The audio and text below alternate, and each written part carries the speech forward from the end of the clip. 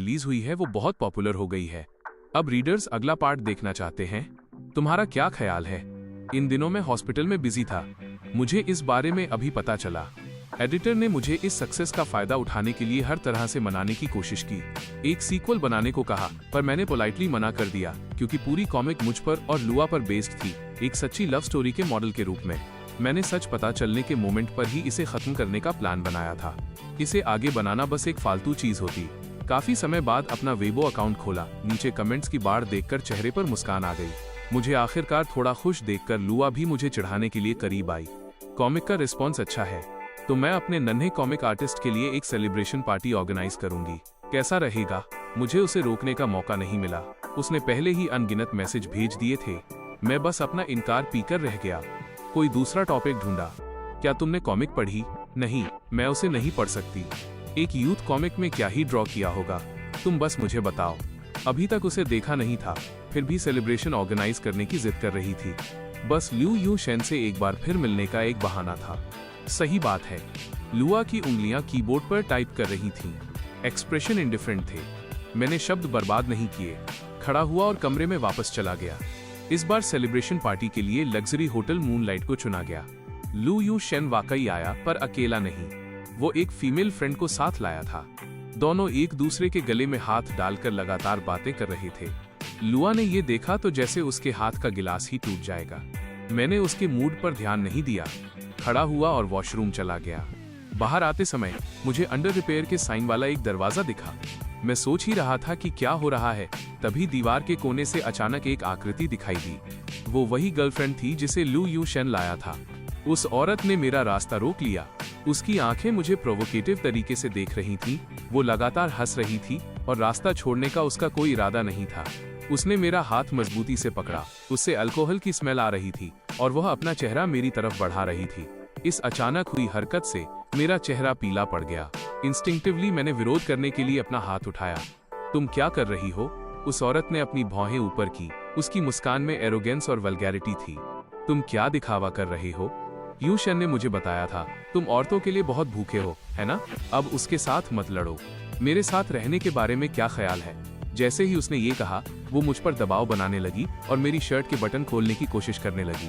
मैंने उसे पूरी ताकत से पीछे धकेला, टेबल से एक फ्लावर पॉट उठाया और बिना सोचे समझे एक बूम की आवाज के साथ सीधे उसके सिर के पीछे दे मारा। उस भयानक चेहरे वाली औरत का शरीर ढीला पड़ गया और वो जमीन पर गिर गई। मैंने उसे एक बार भी देखने की हिम्मत नहीं की। मुश्किल से बाथरूम से बाहर निकलने की कोशिश की। जैसे ही बाहर आया, मैंने देखा कि लू यू शेन बाहर वेट कर रहा था। गुस्सा तुरंत 7वें आसमान पर पहुंच गया। मैं बिल्कुल नहीं हिचकिचाया, अपनी बांह घुमाकर उसके चेहरे पर एक जोरदार मुक्का जड़ दिया। लू यून शेन, तुमने ये जानबूझकर किया था, है ना? मेरी गुस्से वाली हालत देखकर लू यू शेन बिल्कुल नाराज नहीं हुआ। वो मुस्कुरा भी सकता था। तुम्हारा मतलब उस गर्लफ्रेंड से है? हाँ, मैंने जानबूझकर ये अरेंज किया था। तो क्या मैंने भी ये तुम्हारे प्रति सहानुभूति की वजह से किया? देखो, जब से मैं वापस आया हूँ तुम ये सब्स्टिट्यूट अकेले हो। क्या तुम्हें अकेलापन महसूस नहीं होता? सिस्टर लुआ इन सालों में काफी कुछ झेल चुकी है। वह तुम्हें पक्का सेटिस्फाइड कर सकती है। इन अपमानजनक शब्दों को सुनकर मुझे इतना गुस्सा आया कि मैं अपना हाथ फिर से उठाने से खुद को नहीं रोक सका। इस बार मेरा मुक्का लू यू शेन के चेहरे पर गिरने ही वाला था कि उसे रोक दिया गया। मैंने अपना सिर घुमाया तो देखा कि लुआ एक उदास चेहरे के साथ खड़ी थी। जिस इंसान का उसे इंतजार था वो आ गया था। लू यू शेन ने तुरंत एक दुखी एक्सप्रेशन बना लिया और उसके पास खड़ा हो गया। लुआ, क्या तुम्हारा बॉयफ्रेंड वाकई मुझसे इतनी नफरत करता है? मैंने बस उसका रास्ता रोका था और वह मुझे मारना चाहता था। अपने पास खड़े व्यक्ति के सूजे हुए लाल गाल और उसकी सुबकती हुई आवाज को देखकर लुआ का चेहरा तुरंत डार्क हो गया। जांग यीचिन, तुम बिना किसी वजह के लोगों के साथ परेशानी क्यों पैदा कर रहे हो? क्या सिस्टर जांग यूरो ने तुम्हें यही सिखाया है? क्या मैंने तुम्हें इसी तरह पाला है? ये सुनकर मुझे इतना गुस्सा आया कि मेरी आंखें लाल हो गईं। डर की वजह से मेरी आवाज में थोड़ी कपकपी थी। बिना वजह? हॉलवे में सर्विलांस कैमरे लगे हैं। खुद जाकर देख लो कि मैंने उसे क्यों मारा और उसने असल में क्या किया। मेरा इरादा सच साफ करने और सबूत देने का था, पर अनएक्सपेक्टेडली लुआ ने बिना किसी शर्त के लू यू शेन पर भरोसा कर लिया कि वो मासूम है। वो कोई भी कैमरा चेक करने के लिए बिल्कुल तैयार नहीं थी। चाहे जो भी हुआ हो, तुम्हें लोगों को नहीं मारना चाहिए। इसके अलावा तुम और यू शेन सिर्फ एक बार मिले हो। वो तुम्हारा क्या बिगड़ सकता है? तुम्हें उससे माफी मांगनी होगी। उसने मुझसे फिर से लू यू शेन से माफी मांगने को कहा, एक विक्टिम को अपराधी से माफी मांगने के लिए मजबूर किया। सिर दर्द और तेज हो गया। मैंने मजबूती से अपना सिर हिलाया। मैं गलत नहीं हूँ, चाहे कुछ भी हो जाए, मैं माफी नहीं मांग सकता। ये देखकर कि मैं माफी नहीं मांगूंगा, लुआ ने डेफिनेटली एक एक्सप्लेनेशन की डिमांड की। दोनों एक दूसरे के सामने झुकने को तैयार नहीं थे। लू युनशेन को डर था कि जितनी देर ये खिंचेगा उतना ही वो एक्सपोज हो जाएगा, इसलिए उसने उसे वहां से ले जाने का सोचा। लुआ, इसे मेरी गलती समझो, अपने बॉयफ्रेंड के साथ और बहस मत करो, शांत हो जाओ, ठीक है? लेकिन लुआ ने उसे पूरी तरह इग्नोर कर दिया। लू युनशेन को और कोई रास्ता नहीं दिखा। उसे अपने दांत पीसने पड़े और जानबूझकर अपना बायां पैर मोच लिया। उसे इंजर्ड देखकर लुआ के एक्सप्रेशन तुरंत पैनिक और हार्ट अटैक में बदल गए। उसने अब मेरी तरफ ध्यान नहीं दिया और उसे सहारा देकर नीचे ले गई। उन दोनों की परछाइयों को दूर जाते हुए देख रहा था। मेरे शरीर में उमड़ता हुआ गर्म खून धीरे धीरे शांत हो गया, जिसकी जगह बेहिसाब शिकायत और उदासी ने ले ली। जो आंसू काफी समय से रोके हुए थे, वे तुरंत निकल पड़े। मैंने जल्दी से उन्हें पोंछा और होटल से बाहर निकल गया। होटल के गेट से बाहर निकलते ही एक कार सीधे मुझसे टकरा गई। बचने का समय ही नहीं मिला। मेरा पूरा शरीर फ्लावर बेड से जा टकराया। मैं खून से लथपथ था और दर्द इतना था कि ठंडे पसीने छूट रहे थे। लोग मुझे हॉस्पिटल ले गए। होश धुंधला सा था। नर्स ने इतनी गंभीर चोटें देखकर सीधे मेरे फिंगरप्रिंट से मेरा फोन अनलॉक किया। उसे पिन किया हुआ वीचैट मिला। उसने वॉइस कॉल करने के लिए बटन दबाया। 10 सेकंड से ज्यादा समय के बाद फोन से लुआ की भारी आवाज आई, जिसका गुस्सा अभी शांत नहीं हुआ था। वो इंसान पहले से ही इंजर्ड है। मैं इसे तुम्हारे खिलाफ इस्तेमाल नहीं करूंगी, लेकिन इसका मतलब ये नहीं है कि तुम गलत नहीं हो। तुम्हें आकर उससे माफी मांगनी ही होगी। नर्स दंग रह गई। फिर उसने मेरी मेडिकल कंडीशन के बारे में बताया। लुआ अभी भी गुस्से में थी। उसे इस तरह के कोइंसिडेंस पर बिल्कुल यकीन नहीं था। भले ही तुम्हारा वाकई कार एक्सीडेंट हुआ हो, फिर भी उसे साइन करने से पहले माफी मांगनी होगी। इतना कहकर उसने दूसरे के रिएक्शन की परवाह नहीं की और सीधे फोन काट दिया। नर्स के पास कोई और रास्ता नहीं था। उसे मुझे जगाने की कोशिश करनी पड़ी। उसने पूछा कि क्या मैं किसी और रिश्तेदार से कांटेक्ट कर सकता हूं।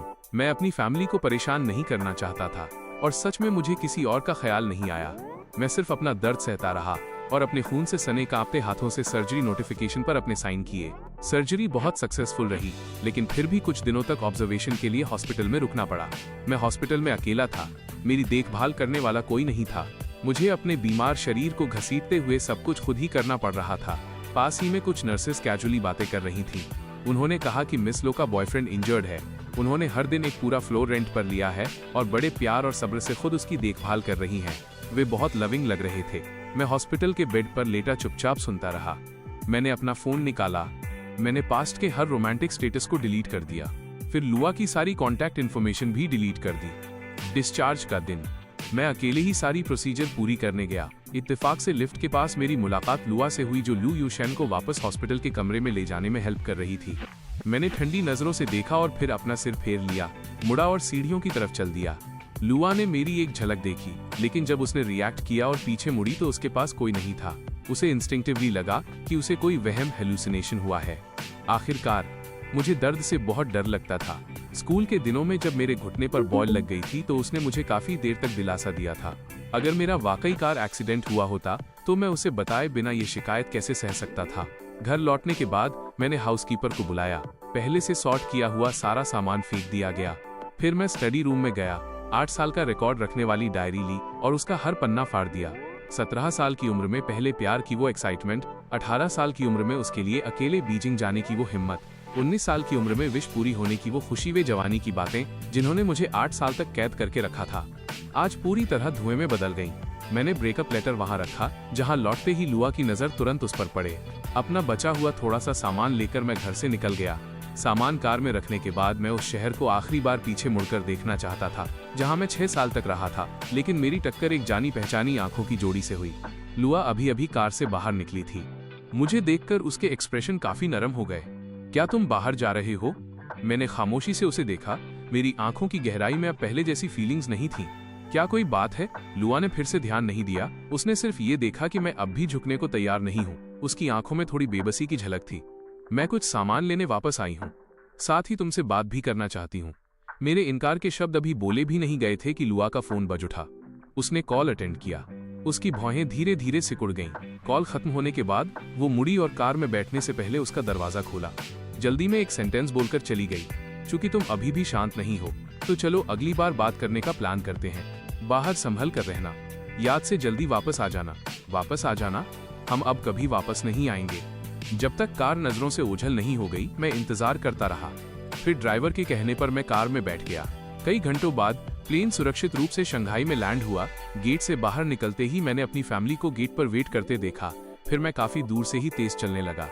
जंग यूरो ने पहले ही मेरे हाथ पर बंधी पट्टी देख ली थी।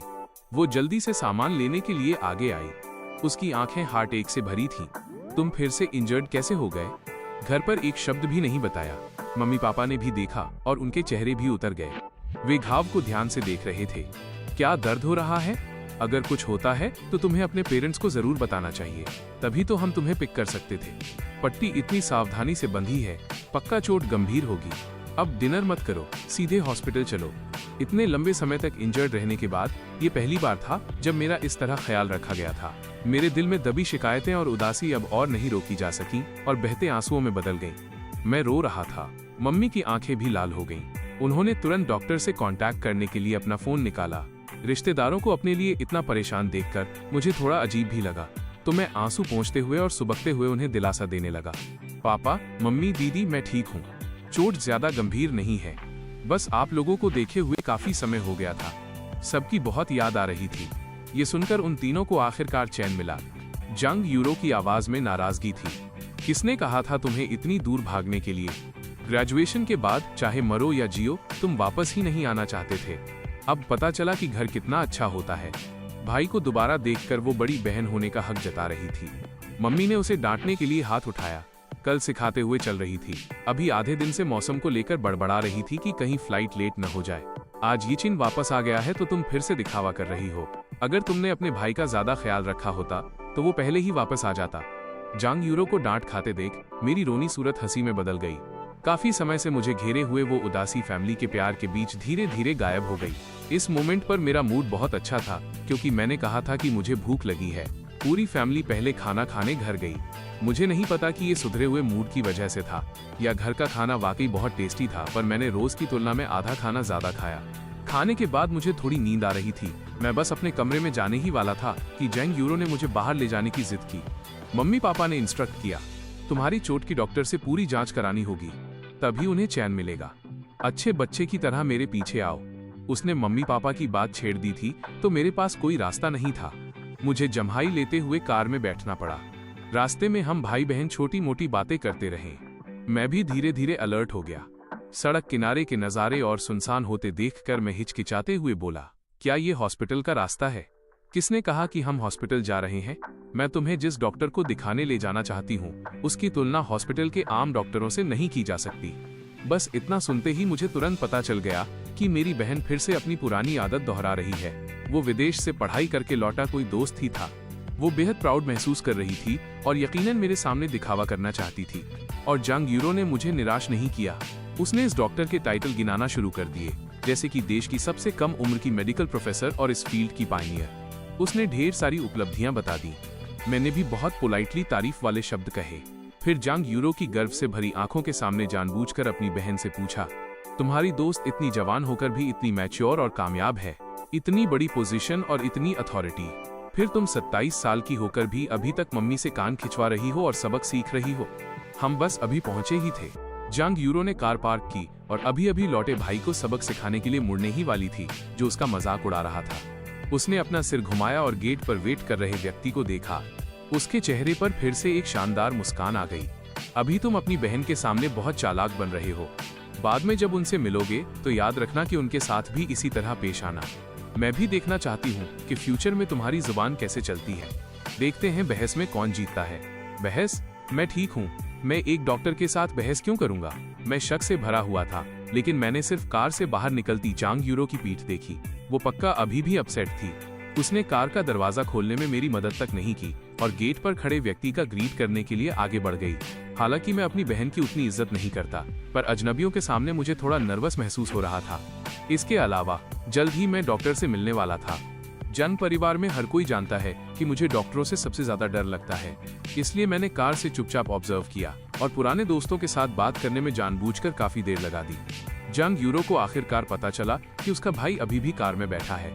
उसने मुझे घूरा और पीछे मुड़ी। कार के सामने खड़ी होकर मुझे हाथ से इशारा किया कि जल्दी बाहर आओ और ग्रीट करो। मैंने एक गहरी सांस ली, अपने चेहरे के एक्सप्रेशन एडजस्ट किए और कार का दरवाजा खोलने के लिए हाथ उठाने ही वाला था कि बूम, एक आवाज आई। कार का दरवाजा बाहर से खुला। मैंने बस अपनी नजरें उठाईं और मेरी मुलाकात आंखों की एक खूबसूरत जोड़ी से हुई। उन शांत और स्थिर आंखों में हल्की सी लहरें उठ रही थीं। जैसे ही हमारी नजरें मिली, सामने वाले व्यक्ति का वो ठंडा मिजाज, कोल्ड टेम्परामेंट धीरे धीरे गायब हो गया। अब वहां सिर्फ एक सौम्य गर्माहट बची थी। यंग मास्टर जैंग, पहली बार मिल रहे हैं। मैं यूरो की दोस्त यीहान हूँ। मैं रिएक्ट करने से पहले एक पल के लिए स्टन रह गया। इंस्टिंक्टिवली मैंने हाथ मिलाने के लिए अपना घायल हाथ आगे बढ़ा दिया। सफेद पट्टियों में लिपटे उस हाथ को देखकर, जो किसी लिपटे हुए केक जैसा लग रहा था, यीहान ने एक सेकंड के लिए सोचा और फिर अपना दाहिना हाथ करीब 10 सेंटीमीटर आगे बढ़ाया और मेरी कोहनी को सहारा दिया। मैं उसके इस जेस्चर से हैरान रह गया, अपना सिर झुकाया और तब देखा कि मैंने अपना वही दाहिना हाथ आगे बढ़ा दिया था जो घायल था। मेरा चेहरा तुरंत शर्म से लाल हो गया। मैं बहुत एम्बैरेस्ड महसूस कर रहा था और समझ नहीं आ रहा था कि क्या करूं। यीहान ने बहुत पोलाइटली कार के नीचे वाले दरवाजे को कवर किया और याद दिलाया, तुम घायल हो, कार से बाहर निकलते समय सावधान रहना। तब जाकर मुझे उसकी मंशा समझ आई। मैं जल्दी से झुका और कार से बाहर कूद गया। जमीन छूते ही मैंने जल्दी से अपना दाहिना हाथ पीछे खींच लिया और सिर झुकाकर थैंक्स कहा। जंग यूरो साइड में खड़ी होकर ये तमाशा देख रही थी और मेरे लाल कान देखकर खुद को हंसने से नहीं रोक सकी। वह वहीं हंस पड़ी। हमें अपनी तरफ मुड़ते देख उसने जल्दी से अपना मुंह छिपा लिया और ऐसे नाटक किया जैसे कुछ हुआ ही नहीं। बड़े लोगों की तरफ से मिला मिशन पूरा हुआ। अब मेरे लिए करने को कुछ नहीं है। मैं गोल्फ खेलने जा रही हूँ, तुम दोनों नेचुरल रहो। इतना कहकर उसके पैर जैसे तेल लगे हों, वो फुर्ती से विला के पीछे वाले गोल्फ कोर्स की तरफ चली गई और मुझे उस डॉक्टर के पास अकेला छोड़ दिया जिससे मैं अभी अभी मिला था। ये कैसी बहन है। मुझे इतना गुस्सा आया कि मन ही मन दांत पीसते हुए मैं उसे बद्दुआ देने लगा कि वो औंधे मुंह गिर जाए। हालांकि यीहान बहुत नेचुरल थी। उसने धीरे से कार का दरवाजा बंद किया और मेरी तरफ इशारा करते हुए मुझे अंदर आने के लिए इनवाइट किया। डॉक्टर के सम्मान में मैंने अपनी नजरें उठाने की हिम्मत भी नहीं की। चुपचाप उसके पीछे 3 कदम की दूरी बनाकर चलने लगा। लिविंग रूम में पहुंचकर मैं ऑटोमेटिकली सोफे पर बैठ गया। यीहान ऊपर गई और एक बहुत बड़ा बॉक्स नीचे लाई। मैंने अपने हाथ की पट्टी खुद ही हटाना शुरू किया, लेकिन चूंकि वो बायां हाथ था और उसमें पक्की गांठ डेड नॉट बंधी थी, तो काफी देर तक वो खुल नहीं रही थी। मुझे पसीने छूटते देख यीहान कुछ देर मेरे पास चुपचाप वेट करती रही और फिर धीरे से बोली, मुझे तुम्हारी मदद करने दो। तब मैंने अपनी नजरें उठाई और उसे देखा। थोड़ा हिचकिचाते हुए अपना सिर हिलाया। परमिशन मिलने के बाद वो धीरे से बैठ गई और मेरा हाथ आर्मरेस्ट पर रख दिया। उसने धीरे धीरे पट्टी की गांठ खोली और एक एक राउंड लपेटा हुआ हिस्सा हटाया, जिससे वो डरावना घाव सामने आ गया जो 20 सेंटीमीटर से ज्यादा लंबा था। उसे देखते ही उसकी भौहें बुरी तरह सिकुड़ गईं और वह मुझे देखने लगी। उसकी आंखें चिंता से भरी थीं। इतना लंबा घाव, ये कैसे हुआ? एक मोटरसाइकिल से टक्कर हो गई थी। हाथ बस एक फ्लावर बेड के कोने से रगड़ गया।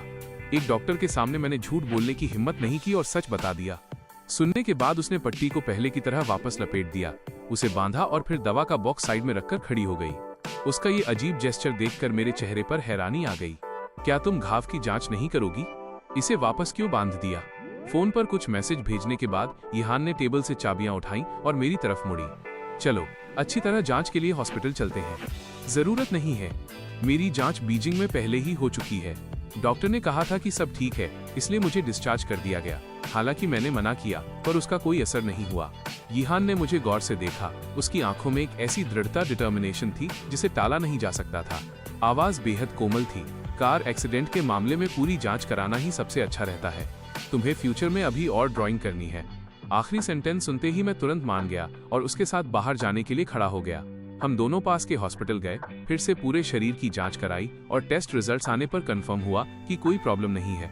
मैंने यीहान को देखा जो बहुत ध्यान से मुझे दवा लगा रही थी और बहुत सिंसियरली उसे थैंक्स कहा। डॉक्टर, आज मैंने आपको बहुत परेशान किया। फॉर्मेलिटी की जरूरत नहीं है, बस मुझे यीहान बुलाओ। ये सही नहीं रहेगा। पहली बार मिल रहे हैं और आप मेरी सिस्टर की दोस्त भी हैं। वैसे भी मैं आपको इतने प्यार इंटीमेटली से नहीं बुला सकता था। मैं चुप रहा, बोलने की हिम्मत नहीं हुई और मन ही मन बुदबुदाने लगा। तभी फोन पर एक टोन बजी। मैंने अपने बाएं हाथ से फोन उठाया। वो जंग यूरो का मैसेज था। इंसान गायब हो गया। एम्बैरेस्ड हूँ। मैंने तुम्हारे लिए जो मंगेतर फायांस ढूंढा है वो बुरा नहीं है ना? जब मेरी नजर उन शब्दों पर पड़ी तो मेरी आंखें यहाँ वहाँ घूमने लगीं। मंगेतर, मैं तुरंत स्टिफ हो गया। मंगेतर, यीहान मेरी मंगेतर है? इस खबर से मैं हैरान रह गया। मैंने अचानक अपना हाथ पीछे खींच लिया और सामने वाले इंसान को अविश्वास डिसबिलीफ से देखने लगा। यीहान शांत रही। उसने शांति से वापस देखा और फिक्र के साथ पूछा, क्या बहुत दर्द हो रहा है? क्या मैंने ज्यादा जोर लगा दिया? तब मुझे अपनी बदतमीजी का एहसास हुआ। मैंने जल्दी से कई बार अपना सिर हिलाया, ये देखकर कि मैं दर्द में नहीं हूँ बल्कि डरा हुआ हूँ। यीहान ने अपने शब्दों और जेस्चर को फिर से परखा और मेरा हाथ वापस खींच लिया, जिस पर अभी दवा लगाना बाकी था। सच जानने के बाद भी उसने अपना काम जारी रखा। मैंने तो अपनी सांसें तक रोक ली थी। मेरी नजरें लगातार सामने वाले इंसान पर टिकी थी और मैं चोरी छिपे उसे ऑब्जर्व कर रहा था। दवा लगाने के दौरान, दवा लगाते समय मेरे दिमाग में एक साथ 10 ख्याल कौंध गए। मैं जितना उसे देखता उतना ही मंत्रमुग्ध एंट्रांस्ड होता जाता। जब यीहान ने पट्टी बांधना खत्म किया तो उसने नजरें उठाकर मेरी टटोलती हुई आंखों को देखा। उसकी आंखों की गहराई में थोड़ी हैरानी झलकी। क्या हुआ डॉक्टर? ये सिस्टर श्योन। कुछ ही सेकंड में मैंने उसे बुलाने के 3 अलग अलग तरीकों के बारे में सोच लिया।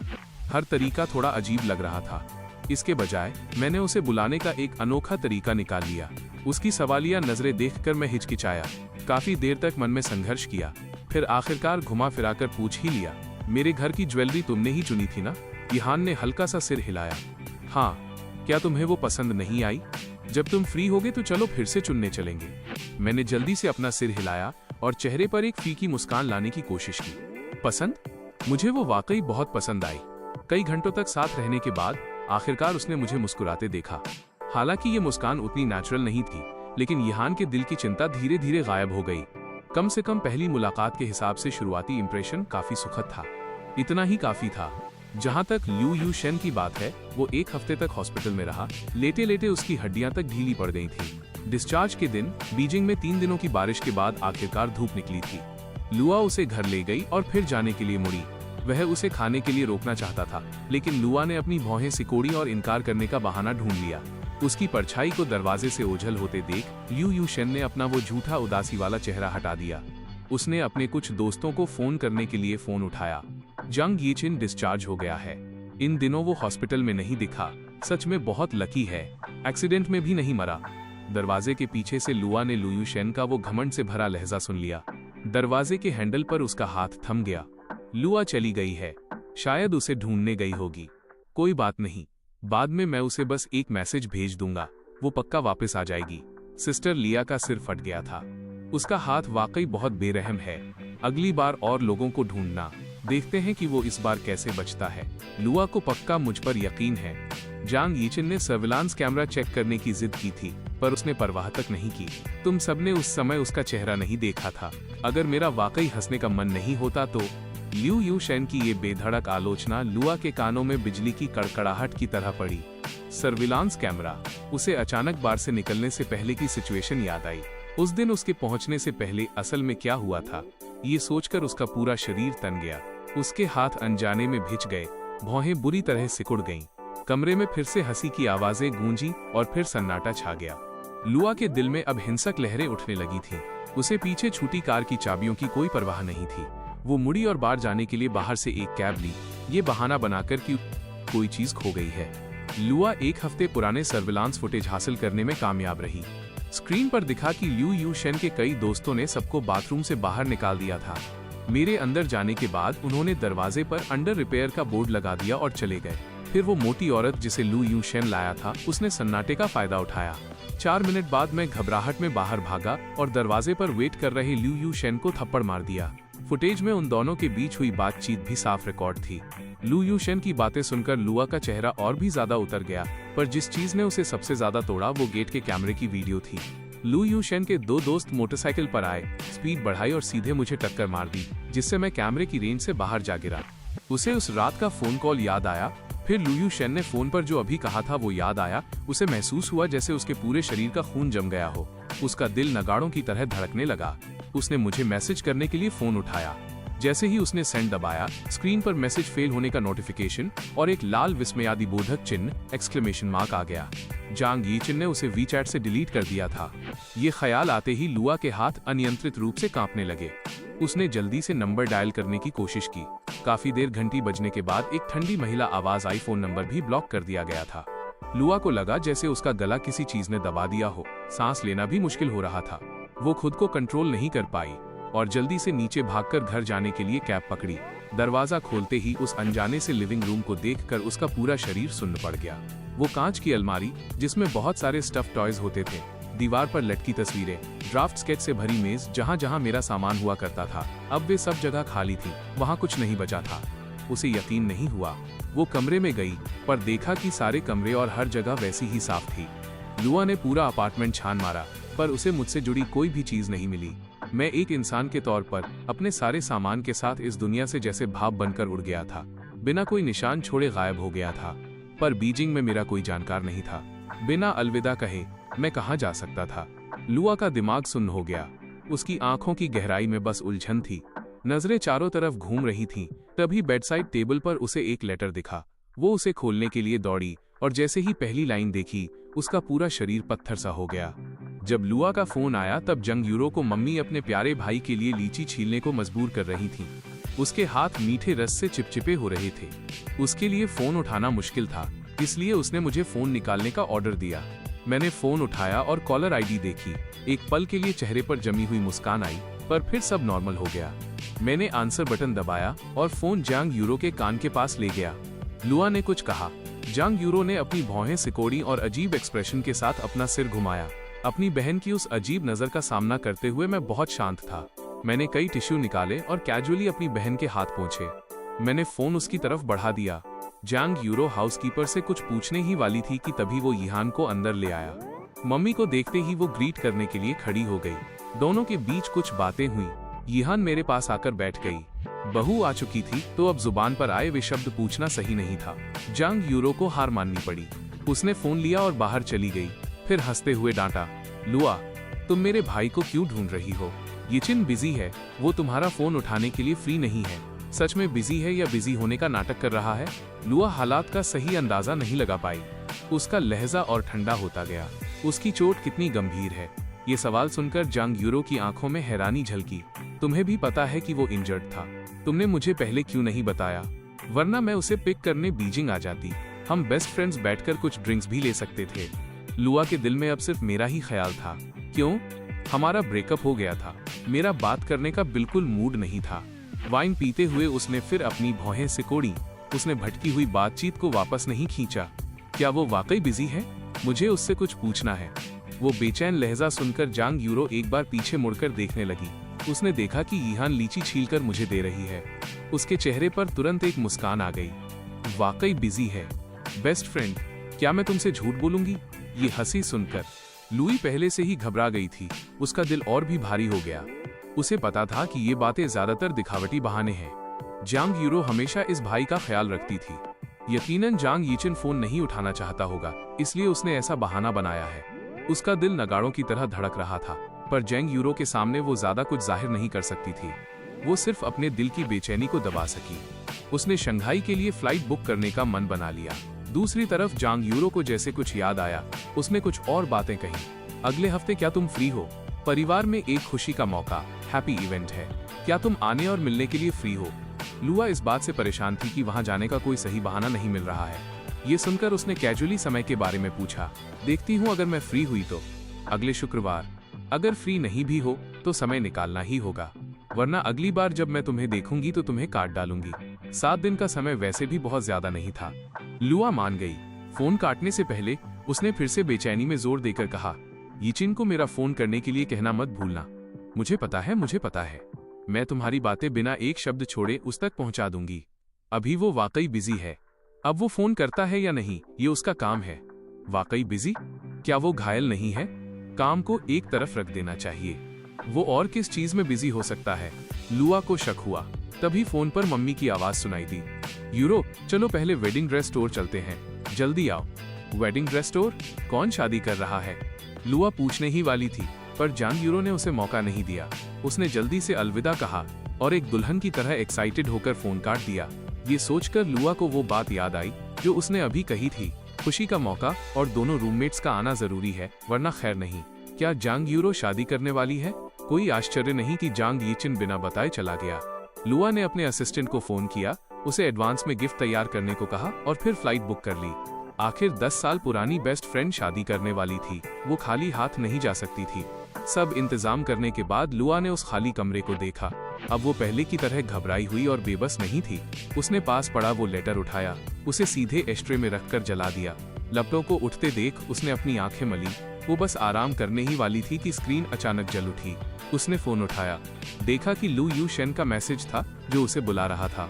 उसका चेहरा, जो अभी थोड़ा संभला था, फिर से काला पड़ गया। उसे वे बातें याद आईं जो उसने उसके दरवाजे पर सुनी थी और वे तस्वीरें जो बार के कंप्यूटर पर देखी थीं। उसे बस ये महसूस हुआ कि उसकी नजरों से दूर लू यू शेन का एक और चेहरा था। उसके सामने दिखाई गई वो आज्ञाकारिता, वह घमंड, वह दया कितना सच था। लुआ उस पर शक नहीं करना चाहती थी, पर खुद को रोक भी नहीं पा रही थी। उसने काफी देर तक बेडरूम में अकेले बैठकर सोचा। आखिरकार उसने मन बना लिया। उसने सू वांगसिन को फोन किया। वांगसिन, पिछली बार तुमने कहा था ना कि यूनशेन का एक मुंहबोला भाई स्वॉन ब्रदर है जो तुम्हारा दोस्त है। उसके बाहर जाकर ड्रिंक करने का प्लान बनाओ। बस उसे इतना पिला देना कि वो मदहोश हो जाए। बस इतना ही। मुझे तुमसे कुछ चीजों का पता लगवाना है। दूसरी तरफ ब्राइडल शॉप में कदम रखते ही आखिरकार मुझे लगा कि मैं शादी करने वाला हूँ। मैंने शादी के कपड़ों को देखा। मेरे दिल में मिली जुली भावनाएं उमड़ने लगी। पास्ट में शादी करना वाकई मेरे प्लान्स में शामिल था। बस कुछ ही महीने बीते थे और अब मैं सच में वेडिंग हॉल में कदम रखने वाला हूँ। बस दुल्हन वो इंसान नहीं है जिसे मैंने कभी तय किया था। पिछली बातों को याद करते हुए मुझे सब कुछ धुंधला सा लगा और मेरे बगल में वो इंसान जो मेरे साथ एक नई कहानी शुरू करेगा, वो यहान होगी। मुझे नहीं पता कि आगे का रास्ता कैसा होगा। ये भी नहीं पता कि ये शादी कब तक चलेगी और ये तो बिल्कुल नहीं पता कि बाद में मुझे जल्दी शादी करने के इस फैसले पर पछतावा होगा या नहीं। इन तमाम अनजान चीजों के लिए मैं कोई उम्मीद नहीं रखता और ना ही कोई नेगेटिव ख्याल रखता हूँ। खैर, 3 दिनों के छोटे से कॉन्टैक्ट में यहान ने मुझ पर काफी अच्छा इंप्रेशन छोड़ा है। वो और लुआ दो बिल्कुल अपोजिट इंसान हैं। जब मैं उसके साथ होता हूँ तो वो कभी ऐसे मजाक नहीं करती जिससे मुझे चिढ़ हो। मुझे देखने वाली उसकी आंखें हमेशा ध्यान देने वाली और फोकस्ड होती हैं। वो कई दोस्तों से कांटेक्ट करेगी, मेरे लिए ऐसी दवा ढूंढने में मदद करेगी जो निशानों को मिटा सके। वो करीब आने की कोशिश करेगी, मेरी पसंद और खुशियों को जानेगी, फिर भी धीरे धीरे फासले को एक सही लेवल तक कंट्रोल करेगी। मुझे भी उसके चुपचाप मेरे पास होने की आदत हो गई, उसकी कोमल और बारीक देखभाल की आदत हो गई। जैसे अब यहान जानती है कि मैं इंजर्ड हूँ और मुझे दिक्कत होगी, इसलिए उसने खास तौर पर मेरे जितने कद और बॉडी टाइप वाले एक कजिन को वेडिंग सूट ट्राई करने के लिए बुलाया। साफ है कि ये हम दोनों का मामला है, फिर भी वो सब कुछ इतनी सोच समझकर अरेंज करती है। हर चीज इतनी परफेक्ट की गई है कि उसमें कोई कमी नहीं निकाली जा सकती। मुझे सुकून महसूस हुआ। मैंने अपना हाथ उठाया, जंग यूरो को कोहनी मारी और बहुत कम होने वाला काम किया, अपनी बहन की तारीफ। दीदी, दुल्हन चुनने की तुम्हारी पसंद वाकई बहुत अच्छी है। मैं बहुत संतुष्ट हूँ। बेशक मुझ जैसे एक्सीलेंट इंसान की पसंद बुरी कैसे हो सकती है।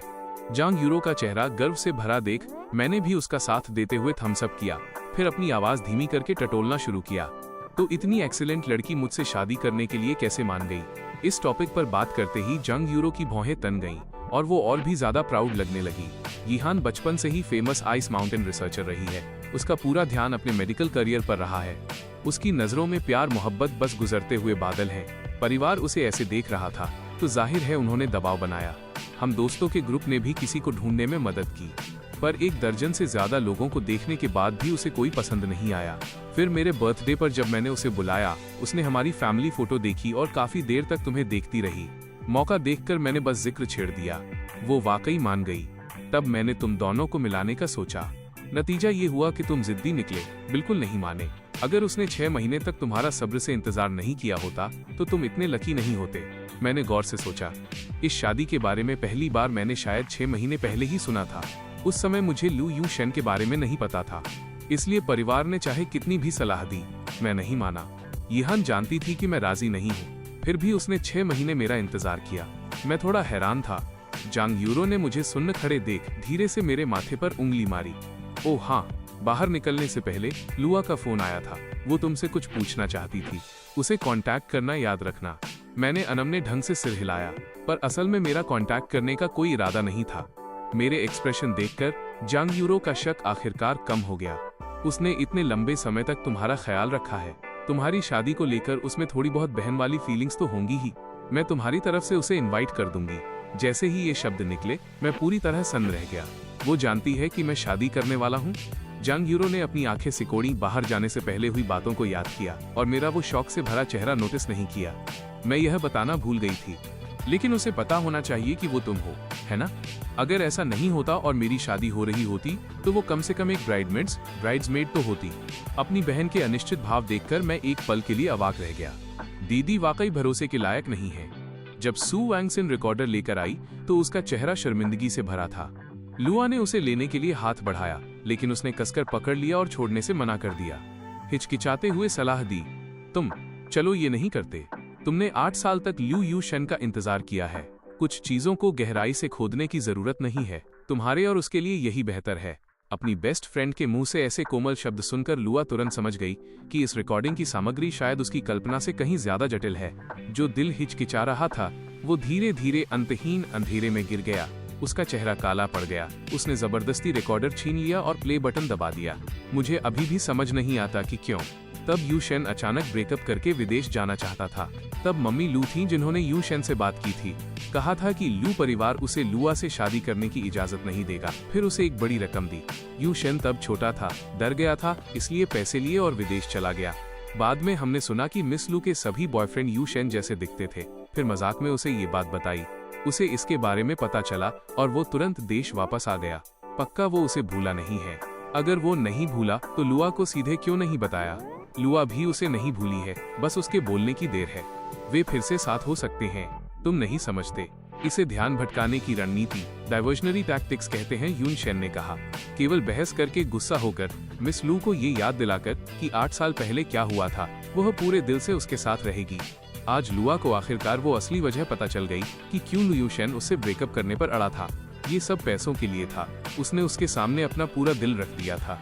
अप्रत्याशित रूप से अभी भी करोड़ों के ब्रेकअप पेमेंट के लायक नहीं थी। वो नहीं जानती थी कि अब उसका मूड कैसा है। बस खुद को ठंडी हंसी हंसने से नहीं रोक सकी, ये नहीं जानते हुए कि अपनी मासूमियत पर हंस रही है या उस पर। अपनी सहेली को इस हाल में देख सू वैंगसिन जान गई कि इस बार लुआ पूरी तरह निराश हो चुकी है। उसने एक लंबी आह भरी एक और वीडियो निकाला और उसे चलाया। स्क्रीन पर हॉस्पिटल का नजारा दिखा। कैमरा सिस्टर लिया की तरफ था, जो बार में बेहोश हो गई थी। धमकी दिए जाने के बाद उसने डर से भरी आंखों से कैमरे की ओर देखा और उस दिन क्या हुआ था उसके बारे में हकलाते हुए बताया। यूशेन ने मुझसे कहा था, मुझसे यंग मास्टर जांग को छेड़ने को कहा कि वो अपनी जगह नहीं रह रहा है। मुझे उसे सबक सिखाने के लिए कहा। वीडियो अभी आधा ही हुआ था। लुआ अब और नहीं सुन सकी। उसने कैमरा छीना और जोर से दीवार पर दे मारा। गुस्से से लाल उसका चेहरा धीरे धीरे पीला पड़ गया। अब वहाँ सिर्फ राख जैसी निराशा बची थी। सफेद कमरा काफी देर तक शांत रहा, इतनी देर कि सू वैंगसिन ऊँघने लगी थी। लुआ आखिरकार एक भारी आवाज में बोली, एक महफिल गैदरिंग जमा करो, सबको बुलाओ, किसी को भी मत छोड़ना। दूसरी तरफ जब हमने शादी के कपड़ों का चुनाव खत्म कर लिया तो दोनों पक्षों के दोस्तों और रिश्तेदारों ने चतुराई से जाने के बहाने ढूंढ लिए। शाम का समय होने वाली जोड़ी के लिए छोड़ दिया गया। क्षितिज पर अंतहीन शानदार सूर्यास्त को देखकर मेरा मूड बहुत अच्छा था। मैंने पहल करते हुए कहा कि मैं टहलना चाहता हूँ। नदी के किनारे काफी भीड़ थी। यिहान इस डर से कि कोई मुझे धक्का न दे दे और मेरे घाव को चोट न लग जाए, मेरे दाहिनी ओर करीब खड़ी हो गई, सावधानी से मेरी रक्षा करने लगी। रास्ते में खिलौने और खाना बेचने वाले कई स्टॉल थे। मैंने एक चीज देखी, सूरजमुखी के आकार के गुब्बारों का एक गुच्छा। उसने तुरंत नोटिस किया और मेरे लिए खरीद लिया। आसपास के कई बच्चों ने देखा और उत्सुकता से देखने लगे। अपने दोस्तों से फुसफुसाते हुए बोले, ये आदमी इतना बड़ा होकर भी गुब्बारे पसंद करता है। मैंने सुना और थोड़ा शर्मिंदा महसूस किया। गुब्बारों को अपनी पीठ के पीछे छिपा लिया। यिहान ने अप्रत्याशित रूप से गुब्बारों के फूलों के कई और गुच्छे लिए और उन्हें 3 बच्चों में बांट दिया। बहुत गंभीरता से उनसे कहा, तुम बच्चे हो, मैं एक वयस्क अडल्ट हूँ। जब तक हमें कुछ पसंद है, हर किसी के पास अपने फूल हो सकते हैं। बच्चे शर्मा गए और बोले, थैंक यू। गुब्बारे खींचते हुए, हंसते और खेलते हुए चले गए। यिहान मुड़ी और मुझे देखा। उसकी आंखों में एक सौम्य रोशनी चमक रही थी। क्या हुआ? मैं होश में आया, धीरे से अपना सिर हिलाया, एक फीकी मुस्कान दी। बहुत लंबे समय तक वयस्क रहने के कारण ऐसी प्यारी बातचीत सुने हुए लंबा समय हो गया था। फिर भविष्य में जब समय मिले तो चलो और टहलने चलें और घूमें। ये तुम्हारे रचनात्मक काम, क्रिएटिव वर्क के लिए भी फायदेमंद है। हर कोई तुम्हारी नई कॉमिक का इंतजार कर रहा है। अचानक उसे मेरे काम का जिक्र करते देख मेरे चेहरे पर हैरानी आ गई। तुम्हें पता है, मैं कॉमिक्स बनाता हूँ। क्या तुमने मेरा काम देखा है? यिहान ने बहुत स्पष्ट रूप से स्वीकार किया कि उसने इसे देखा है। बहुत खूबसूरती से बनाया गया है। हालांकि तारीफ बहुत सरल थी, लेकिन चूंकि ये यिहान के मुंह से निकली थी, इसलिए मैं अभी भी भावुक था। ये पहली बार था जब मैंने सुना कि मेरे बगल में कोई उस सपने के लिए पहचान व्यक्त कर रहा है जिसका मैंने पीछा किया। मैंने अपनी आंखें उठाईं, पहुंच के भीतर उस सच्चे चेहरे को देखा। मेरे दिल के ख्याल और भी दृढ़ हो गए। तो क्या आपने हाल ही में प्रकाशित कॉमिक बुक पढ़ी है? मैंने बहुत सहजता से पूछा, जिससे यिहान को समझ नहीं आया कि क्या जवाब दे। लेकिन अंत में उसने अभी भी ईमानदार होना चुना। मैंने पढ़ी है। जवाब उम्मीद के मुताबिक था, जिसने मुझे राहत की सांस लेने पर मजबूर कर दिया। मैंने दूर धीरे धीरे ढलते सूर्यास्त को देखा। मेरी आवाज भी दूर की लगने लगी। अंधेरा हो रहा है, चलो एक कप कॉफी पीते हैं। उस किताब का असली अंत, मुझे लगता है कि तुम्हें जानने का हक है। ट्यूआन माउंटेन के बाहर लू परिवार का एक रिसोर्ट है। मूल रूप से बहुत से लोग नहीं थे। मंगलवार की रात बीजिंग के हलकों में बेहद जीवंत थी। लुआ के करीबी सभी यंग मास्टर्स और लेडीज को इनविटेशन मिला था। समय पर पहुंचे। प्रवेश करते ही सभी ने देखा कि हॉल एक शादी की तरह सजाया गया था। सभी ने हैरानी से एक दूसरे की ओर देखा। क्या मिस लू शादी का प्रस्ताव दे रही हैं फिर? मुख्य पात्र मेन कैरेक्टर है। सबने इधर उधर देखा। अभी अभी सार्वजनिक किए गए छोटे बॉयफ्रेंड की परछाई भी नहीं दिखी, इसलिए उन्होंने अपनी नजरें ल्यू यूं शेन पर टिका दी, जो स्मार्ट कपड़े पहने हुए था। फुसफुसाहट वाली चर्चाएं होने लगी। नए कपड़े पुराने जितने अच्छे नहीं होते, नया इंसान पुराने जितना अच्छा नहीं होता। ऐसा लगता है कि मिस लू ने आखिरकार अपने पहले प्यार को चुना है। बेचारे एक्स बॉयफ्रेंड का ब्रेकअप हो गया होगा। हर जगह फुसफुसाहट सुनकर और हॉल को कवर करते हुए सभी रंगों के गुलाबों को देखकर ल्यू यूं शेन की आंखें गर्व से भरी थीं। वो जानता था, लुआ अंततः उसे ही चुनेगी। उसने उसे 8 साल तक प्यार किया, दिल नहीं बदला। जांग येचिन की उससे मुकाबला करने की क्या औकात थी। बहुत जल्द पार्टी के चरम पर लुआ अभी तक दिखाई नहीं दी थी। अचानक रोमांटिक पियानो संगीत बजने के साथ एक सुंदर पोशाक पहने हुए वो दिखाई दी। उसके हाथ में लाल गुलाबों का एक गुलदस्ता था। पूरे कमरे की नजरों के सामने वो लू यू शेन के पास गई, अपनी जेब से एक रिंग बॉक्स निकाला। जैसे ही बॉक्स खुला, 10 कैरेट की हीरे की अंगूठी सबके सामने आ गई, जिससे पूरे कमरे में तारीफों की आवाजें गूंज उठीं। सब हैरान होकर चिल्लाए, क्या ये वही इटर्नल हार्ट नहीं है जिसकी कुछ दिन पहले 1 बिलियन में नीलामी हुई थी? अप्रत्याशित रूप से अब यह मिस लू के हाथों में थी। इस अंगूठी का इस्तेमाल प्रपोज करने के लिए करना। मिस लू और यंग मास्टर लू का प्यार वाकई बहुत गहरा है। ये तारीफ भरी आवाजें ल्यू यू शेन के कानों में पड़ी, जिससे उसका कॉन्फिडेंस और बढ़ गया। उसने अपना ठुड्डी थोड़ी ऊपर उठाई।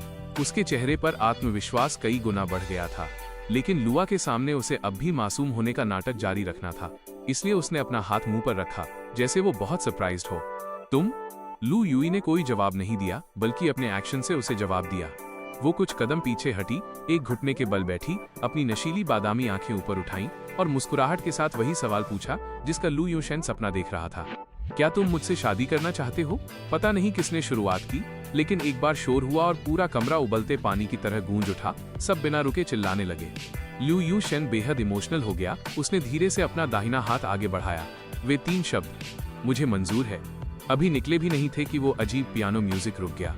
इतने समय से जो रोमांटिक माहौल बना था, वो एक पल में बिखर गया। वहां मौजूद सभी गेस्ट्स ने अपना सिर घुमाया, ये देखने के लिए कि गड़बड़ कहाँ हुई, पर उन्हें कोई प्रॉब्लम नहीं मिली। वे बस चुपके से अपनी नजरें वापस पार्टी के मेन कैरेक्टर पर ले आए। जिस इंसान ने इस प्रपोजल सेरेमनी को प्लान किया था, ल्यू यू शेन को भी निराशा हुई। यूए, ये पियानो म्यूजिक, मैंने इसे रुकने के लिए कहा था। लू यूई ने खड़े होते हुए उसे जवाब दिया। जब वो सीधी खड़ी हुई और अपना सिर उठाया, तो उसके चेहरे की मुस्कान पूरी तरह गायब हो चुकी थी। वहां सिर्फ एक ठंडापन बचा था। उसका एक्सप्रेशन बदलते देख कई लोगों को महसूस हुआ कि कुछ बड़ा होने वाला है। सबने अपनी सांसें रोक ली। सिर्फ लू यू शेन, जो अब भी प्रपोज किए जाने के सपने में डूबा था, हमेशा की तरह नखरे और एक्टिंग कर रहा था। इस तरह, मैं राजी नहीं होऊंगा। लुआ का चेहरा पूरी तरह बेरुखा था।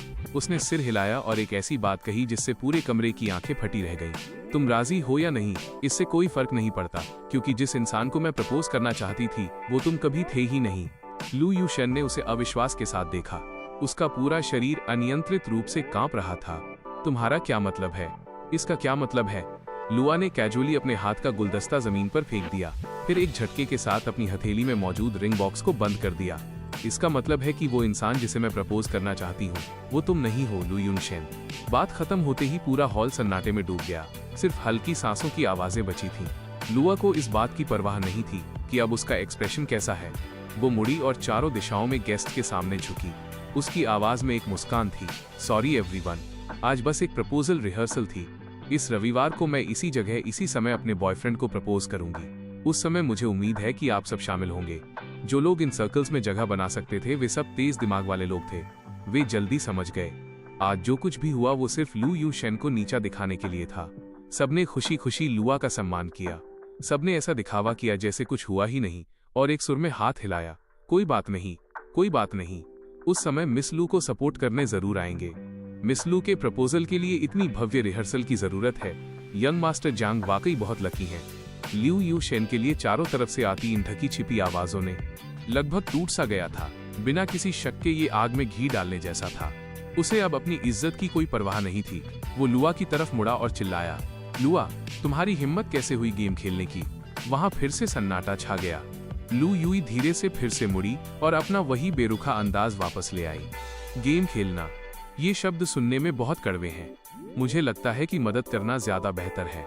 लू युनशेन, तुम मेरे बॉयफ्रेंड नहीं हो। अगर तुम अपने पैरों से भी सोचो तो तुम्हें पता चल जाएगा। मैं तुम्हें प्रपोज नहीं कर सकती। तुम्हें ऐसा इल्यूजन क्यों हुआ? लू युनशेन इतना गुस्से में था कि उसने अपनी सोचने समझने की शक्ति पूरी तरह खो दी थी। उसने एक पागल की तरह अपने पास खड़े शैंपेन टॉवर को धक्का दे दिया। तुम्हारी हिम्मत कैसे हुई मुझे इस तरह ह्यूमिलिएट करने की? बाद में रिग्रेट मत करना। लेकिन लुआ अभी भी बिना हिले डुले खड़ी रही और उस ठंडी वाइन को अपने ऊपर गिरने दिया। उसने अपनी पॉकेट से एक रुमाल निकाला और धीरे से अपने चेहरे से वाइन के दाग पोंछे। उसकी आंखों ने उसे एक पल के लिए भी भाव देना जरूरी नहीं समझा। रिग्रेट? मेरी शादी होने वाली है। रिग्रेट करने के लिए क्या बचा है? तुम्हें गुस्सा दिलाने के लिए रिग्रेट? 8 साल पहले बिना किसी फैमिली बैकग्राउंड वाले एक एक्स बॉयफ्रेंड की वजह से ब्रेकअप करने के लिए रिग्रेट? क्या रिग्रेट करना जरूरी है? उसका हर एक वर्ड और हर सेंटेंस लू युशेन के दिल में चुभ रहा था। आसपास बढ़ते हुए मजाक और हंसी को सुनकर वो खुद को रोक नहीं पाया और हॉल से बाहर भाग गया। जैसे ही वो दरवाजे की तरफ भागा, पुलिस ने दरवाजा खोलकर उसका रास्ता रोक लिया। लू युनशेन, सही कहा ना? किसी ने रिपोर्ट की है कि आप एक अटेम्प्टेड रेप केस में इन्वॉल्व हैं। प्लीज हमारे साथ चलिए। अचानक अपने सामने पुलिस को देखकर लू युशेन पूरी तरह सन्न रह गया। उसने अचानक अपना सिर घुमाया तो उसकी नजर लू युई की बेहद ठंडी आंखों से मिली। लिया ने सब सच बता दिया है। बार के सर्विलांस कैमरा की फुटेज भी पुलिस को सौंप दी गई है। तुम निश्चिंत रह सकते हो। सब कुछ सच सच बता देना। कोशिश करना कि सजा कम हो जाए और जल्दी बाहर आ सको। शायद तब तक यीचिन की शादी अटेंड करने का टाइम मिल जाए। गुरुवार की शाम तक लू युई को मेरी तरफ से कोई रिस्पॉन्स नहीं मिला था। वो अंदर से बहुत एंजाइटी में थी। उसने सिर झुकाकर ड्रिंक पी। उसकी नजरें बार बार स्क्रीन की तरफ जा रही थीं। सू वैंगसिन उसकी परेशानी जानती थी। उसने उसे कंफर्ट करने की कोशिश की। ये सिर्फ गुस्सा होगा। जब तक तुम जाकर उसे मना नहीं लेती तब तक वेट करो। यीचिन तुमसे बहुत प्यार करता है, ये सबको दिखता है। वो सच में ब्रेकअप क्यों करना चाहेगा? मुझे लगता है कि 80% चांस है कि उसने ही अपनी बहन को उकसाया होगा तुम्हें शादी में इनवाइट करने के लिए। वो बस तुम्हें एक मौका देना चाहता है। ये बातें सुनकर लुआ को आखिरकार अंदर से थोड़ा अच्छा महसूस हुआ। उसने टाइम देखा, रात के 9 बजे बजने का वेट किया और तुरंत एयरपोर्ट जाने के लिए खड़ी हो गई। रेड लाइट पर रुकते समय सू वैंगसिन गाड़ी चला रही थी। उसने पीछे की सीट पर रखे हुए खूबसूरती से पैक किए गए कई गिफ्ट बॉक्सेस को देखा। उसके लहजे में थोड़ी जलन थी। सिर्फ एक कॉलेज रूममेट की शादी है, इतना सेरेमोनियस होने की क्या जरूरत है? तुमने तो पुराने मास्टर की कीमती चीजें भी निकाल ली। जब मेरी शादी होगी तो तुम मेरे साथ अलग बर्ताव नहीं कर सकती। लुआ ने उसे एक नजर देखा और हाथ में पकड़ा हुआ नेकलेस उसकी तरफ फेंक दिया। कैसी रूममेट? वो मेरी होने वाली सिस्टर इन लॉ है। जब मैं अपना प्रपोजल खत्म कर लूंगी तो हम फैमिली बन जाएंगे। कुछ कीमती चीजें देने में क्या एबनॉर्मल है? अपनी बेकार शक्ल तो देखो। ओ, अभी से उसे सिस्टर इन लॉ बुलाने लगी। यीचिन अभी तक तुमसे एग्री नहीं हुआ है। तुमने चुपके से किसी के भाई को फुसला लिया। मुझे लगता है कि इस बार जब तुम शंघाई जाओगी तो तुम्हारी खाल पक्का उधड़ जाएगी। उसका मजाक वाला टोन सुनकर लू युई का चेहरा लंबे समय से दबे हुए मूड में आखिरकार रोशनी की किरण दिखी। उसने अपना मन बना लिया था। इस बार शंघाई जाने का पहला मकसद जांग यूरो को बधाई देना था। दूसरा, जांग परिवार से मिलना और रिश्ते को साफ करना। जब तक वो उसे माफ कर सके, उससे शादी करने के लिए राजी हो जाए, चाहे उसे 10 बार मार भी पड़े, वो तैयार थी।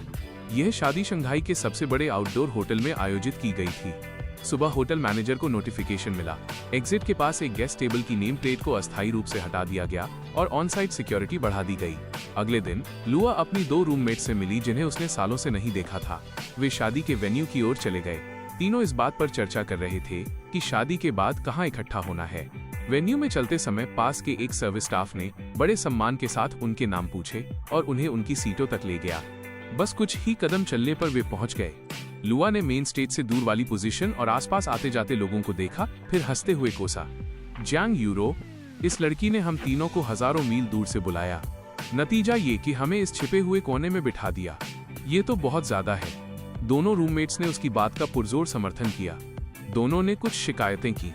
इतनी दूर से तो बाद में हमें दूल्हे और दुल्हन के चेहरे तक नहीं दिखेंगे। खुद आने की क्या जरूरत थी? होटल में बैठकर लाइव स्ट्रीम देख लेना बेहतर होता। यहाँ से तो पक्का ज्यादा साफ दिखता।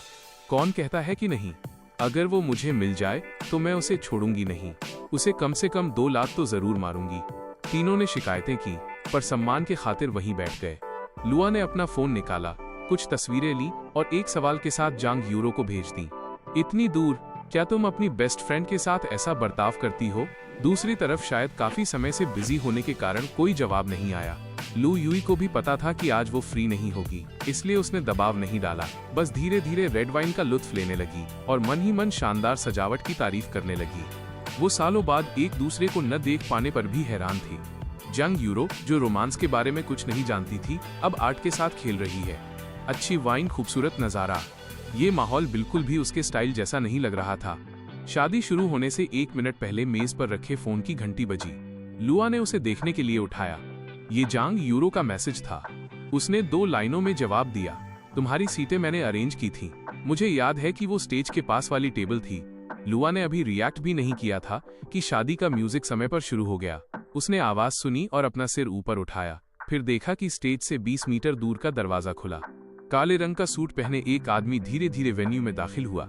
स्टेज के बीच में खड़ा हो गया। लू यूई को थोड़ा कम दिखाई देता था। दूर से स्थिति साफ नहीं दिख रही थी। उसने अपना हाथ बढ़ाया और साथ बैठी रूममेट की बाह को कोहनी मारी। क्या जैंग यूरो अब आ रही है? ये सवाल सुनकर उसके पास बैठे दोनों लोगों ने एक साथ अपना सिर घुमाया और उसे हैरानी से देखने लगे। आज वो स्टेज पर क्या कर रहा है? क्या उसकी शादी नहीं है? क्या जांग यूरो की शादी नहीं हो रही? तो फिर उसने हमें यहाँ क्यों बुलाया? लुआ के चेहरे के भाव तुरंत जम गए। उसने झिझकते हुए पूछा, दुल्हन वो नहीं है? बेशक नहीं, वो शंघाई के ही परिवार की दूसरी मिस है, यी सिहान, नाम यिहान।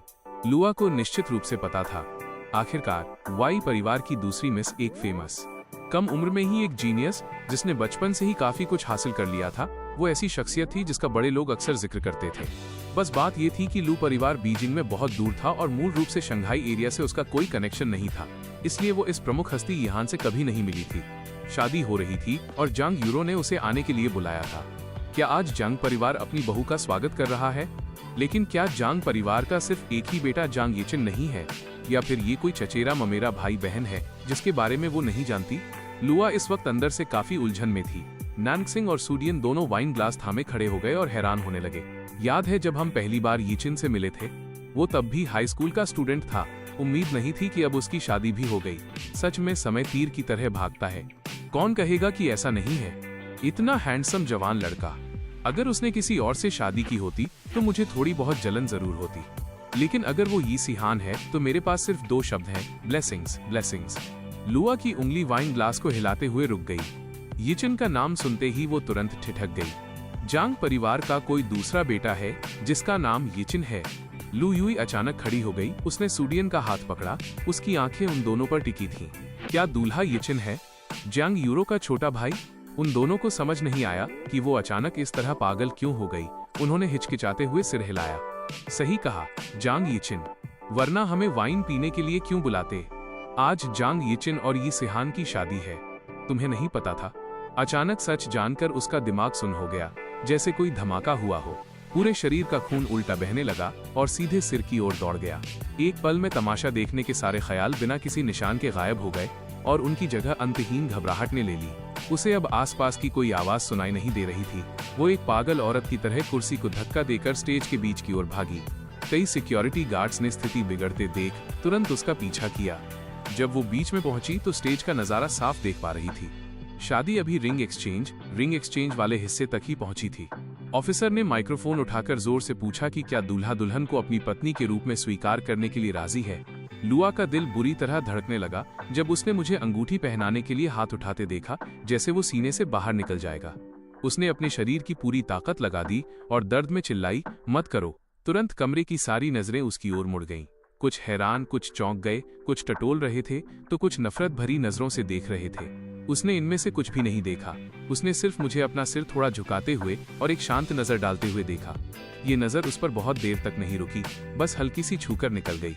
पीछे के सिक्योरिटी गार्ड्स को लुआ को कंट्रोल करते देख मैंने अपना सिर वापस घुमाया और माइक्रोफोन थाम लिया। पूरे कमरे की दुआओं और आवाजों के बीच मुस्कुराते हुए कहा, मुझे मंजूर है। ये शब्द लुआ ने साफ सुने। उसे गहराई से याद रहा, पूरी जिंदगी के लिए न भूलने वाला पल। इस छोटी सी गड़बड़ ने बहुत ज्यादा ध्यान नहीं खींचा। आदेशों का पालन करते हुए सिक्योरिटी गार्ड्स ने हंगामा करने वाले को वेन्यू से बाहर निकाल दिया। शादी अभी भी कायदे से चल रही थी। जिन लोगों के चेहरे के भाव बदले थे वे 4 पूर्व रूममेट बहनें थीं। बैकस्टेज पर जांग यूरो ने साफ तौर पर वहां के हालात देखे थे। जब लू युआ आगे बढ़ी, ऐसा लगा जैसे उसने कुछ भांप लिया हो। उसका चेहरा तुरंत उतर गया। सेरेमनी कोऑर्डिनेटर को ये कहते हुए सुना कि ब्राइड्समेड की स्पीच वाले हिस्से में अभी 10 मिनट बाकी हैं। उसने अपनी कलाई को थोड़ा झटका और बाहर निकल गई। जैसे ही वो दरवाजे पर पहुंची, उसकी टक्कर लू युई से हुई जो अपना आपा खो चुकी थी। साथ में नंशा और सूडियन भी थे जिन्हें समझ नहीं आ रहा था कि क्या हो रहा है। उसने अपना हाथ लहराया और लुई का कॉलर कसकर पकड़ लिया। उसकी आवाज बेहद ठंडी थी। अभी अभी उस मत करो का क्या मतलब था? लू युई, तुम किससे बात कर रही थी? लू युई की आंखें उलझन से भरी थीं। वो जांग यूरो की तरफ देख रही थी। एक पल के बाद आखिरकार उसका ध्यान थोड़ा केंद्रित हुआ और उसने दांत पीसते हुए कुछ शब्द कहे। जांग यीचिन से बात कर रही थी। इतने समय से जांग यूरो के दिल में जो शक जमा था वो इस सेंटेंस कंफर्म हो गया। उसके पीले पड़ चुके चेहरे पर जबरदस्ती एक सख्त मुस्कान आई। आवाज हद से ज्यादा ठंडी थी। तुम कौन हो? तुम्हारी क्या हैसियत है जो तुम यीचिन से ऐसा कहो? मैं उसकी गर्लफ्रेंड हूँ। ये शब्द अभी निकले भी नहीं थे कि जांग यूरो का एक गुस्से भरा थप्पड़ उसके चेहरे पर जड़ दिया गया। मैंने तुमसे मेरे भाई का ख्याल रखने के लिए कहा था। तुम इस तरह उसका ख्याल रखती हो? 6 साल तक डेटिंग की और तुमने एक शब्द भी नहीं कहा। तुम मुझे क्या समझती हो? तुम यीचिन को क्या समझती हो? मिस लू, पिछले सालों में जब भी आपको शंघाई इनवाइट किया गया, आपने हमेशा मना कर दिया। अब ब्राइडमेड स्पीच वाले हिस्से में ऑफिसर ने 3 बार आवाज लगाई। तीनों ब्राइडमेड्स जल्दी से स्टेज पर चली गईं। मैंने अपनी बहन को सबसे अंत में खड़ा देखा। उसका चेहरा सूजा हुआ था और चोट के निशान थे। मेरे चेहरे की मुस्कान जम गई। शायद मेरी नजर भांपते हुए जांग यूरो ने अपना सिर ऊपर उठाया। उसने मुझे एक शानदार मुस्कान दी और खामोशी से होंठ हिलाए। खुशी का दिन, मुस्कुराओ, खुश रहो। मैंने अपनी बहन के होंठों की हलचल को पढ़ा, उसकी नकल की और उससे भी ज्यादा शानदार मुस्कान बिखेरी। जब जांग यूरो ने अपनी स्पीच दी तो उसका नीला बैंगनी चेहरा स्क्रीन पर बड़ा होकर दिखा। यहाँ तक कि ऑफिसर ने भी कुछ मजाक किया। ये ब्राइडमेड 5 रंगों का मेकअप करके स्टेज पर क्यों आई है? क्या सबके लिए कुछ परफॉर्म करने का प्लान है? शुरुआत में हैरान हुए मेहमान ये सुनकर जोर जोर से हंसने लगे। जांग यूरो ने अपना सिर खुजलाया और शर्मिंदा होने का दिखावा किया। उसने माइक्रोफोन लिया जैसे वह अभी स्टेज के नीचे गिर गई हो। उसने सबको पहले ही हंसा दिया था। दरअसल मैंने एक स्पीच तैयार की थी, लेकिन अभी अभी वो कहीं गिर गई, तो अब मुझे बिना तैयारी के बोलना होगा। सब बस थोड़ा ध्यान से सुने। हालांकि मैं यहाँ स्टेज पर एक ब्राइडमेड के रूप में हूँ, लेकिन असल में मेरी एक छिपी हुई पहचान है। मैं दूल्हे की बहन हूँ। मेरा नाम जांग यूरो है। मैं जांग यीचिन की बड़ी बहन हूँ। मैं उससे 4 साल बड़ी हूँ। हम बचपन से लेकर बड़े होने तक हमेशा बहस करते रहे हैं। वो सबके साथ जेंटल रहता है, पर उसे बस मुझे चिढ़ाना पसंद है। मैं भी अक्सर उसे बुली करती हूँ, उसे नाखुश कर देती हूँ। कभी कभी मैं कुछ ज्यादा ही बुली कर देती हूँ, फिर सोचती हूँ कि माफी मांगू या नहीं। लेकिन हर बार जब मैं उसके सामने आती हूँ तो बड़ी बहन होने का वो घमंड मुझ पर हावी हो जाता है। शर्मिंदगी की वजह से मैं माफी नहीं मांग पाती, तो इसे 10 साल से ज्यादा खींचते हुए मैंने अभी तक इसे जोर से नहीं कहा है। आज मेरे भाई और मेरी बेस्ट फ्रेंड की खुशी का दिन है। वे एक छोटा सा खुशहाल परिवार बसाने जा रहे हैं। मुझे खुशी भी महसूस हो रही है और दुख भी। बहुत ही मिला जुला सा मूड है, लेकिन फिर भी एक बड़ी बहन होने के नाते मुझे अपनी लाइफ का कुछ एक्सपीरियंस शेयर करना चाहिए। मैं यीचिन से कहना चाहती हूँ कि एक बार ठोकर लगना ठीक है, बस वापस उठ खड़े हो। घाव धीरे धीरे भर जाएगा और समय के साथ दर्द भी फीका पड़ जाएगा। पहले ये मेरी चूक थी जिसकी वजह से तुम्हें दुख सहना पड़ा। आज की शिकायतों के लिए माफी। मैं सबके सामने वादा करती हूँ, भविष्य में पुरानी गलतियां बिल्कुल नहीं दोहराई जाएंगी। साथ ही अब किसी बाहर वाले को तुम्हें बुली नहीं करने दूंगी। क्या तुम अपनी बहन को माफ कर सकते हो? बोलते बोलते जांग यूरो अब बिना आवाज के रो रही थी। वहां मौजूद ऑडियंस को लगा कि वो जुदाई बर्दाश्त नहीं कर पा रही है। सबने प्यार भरी मुस्कान दी। सिर्फ मैं अपनी बहन की बातों का मतलब समझ रहा था कि वो किस बात के लिए माफी मांग रही है। मेरा दिल भर आया, आंखों में भी आंसू आ गए। मेरे पास खड़ी